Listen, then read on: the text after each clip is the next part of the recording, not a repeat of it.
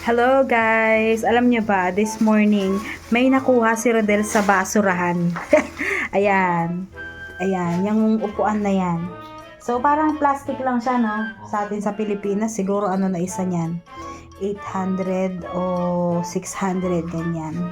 Tapos, meron din siyang nakuhang table para sa TV, di ba? Ang ganda pa, pinunas-punasan niya lang. Tapos, may salamin siya sa ibabaw. So, ngayon, pupunta ulit kami sa basurahan kasi sabi niya, may mga nakita pa siya. Ang pangit naman pakinggan ng basurahan, pero totoo, dun sa may dumpster, tignan natin. Kasi magtatapon ulit siya. So, kung may mapupulot ulit kami. Let's see!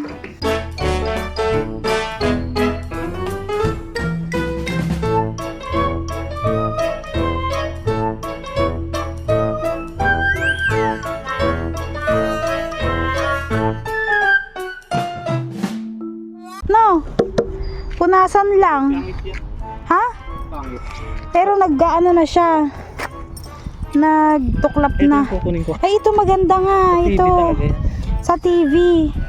Doon ko na lang punasan. Sino pong nagbigay nito? Maraming salamat. Kung sinong nagtapon.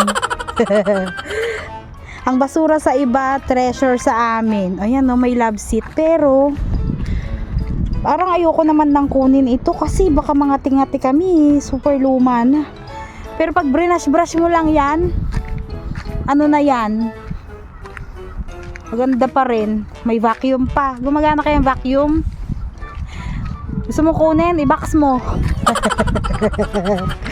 Diba? Ito talaga oh, pang ano, TV yan. Pero may napulot ka na kanina eh. Pwede rin yun sa ano kasi sa kwarto. O, ayan na, maganda pa siya.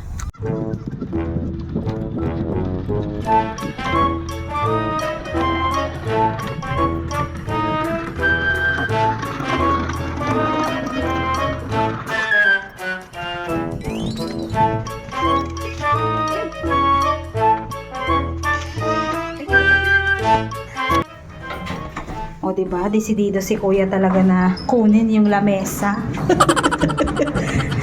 Ay, yung tama, yung TV table. Kailangan malinisan to ng todohan kasi medyo madumi siya. Pero maganda pa nga talaga siya.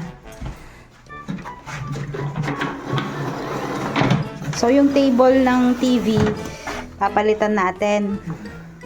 Okay. Wala na tayong babalikan doon? Okay.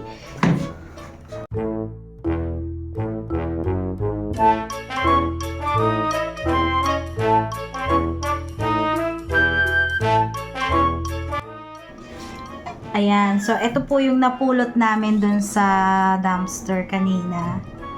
Maganda pa siya actually. Yun lang yung ano niya, no, pinaka Ayan, narasgas na lang. parang gasgas niya, pero okay pa, pati salamin, maganda pa, walang basag. Ang mga gulong kompleto pa, 'di ba? Kapag binili mo yan sa Pilipinas, baka nasa 1.5 higit yan, no? Mahal na rin ang TV table ngayon eh. O, diba? Ang dami na naming napulot sa dumpster. Hindi, siya pala. Siya lang pala. Ayan o. Pati itong upuan na yan, yung nasa side na yan. At yung table na nasa TV. Kaninang umaga niya lang po yan pinulot. Hindi na namin kinuha yung vacuum doon dahil baka sira naman pala. At yan po ang kagandahan dito na kung ayaw na ng mga taga rito sa US na kanilang mga gamit, lagay na lang nila sa dumpster or sa labas ng bahay. Walang issue kung kunin mo o hindi kasi kapag walang kumuha na may gusto, kukunin ng dun sa truck ng basura. Ganon din, sisirain lang din nila. 'Di ba? So kung may makikinabang pa, kunin na, 'di ba? Ayan. Pero syempre kapag puno na ng gamit tong apartment, hindi na kami kukuha. Kasi wala lang space nun. Pero hanggat may space pa, kukuha kami. Ayan. So, yan lang po. May mga nalibre kaming mga gamit, di ba? So, kapag nandito kayo sa US, marami din kayong makukuhang libreng mga kagamitan sa bahay.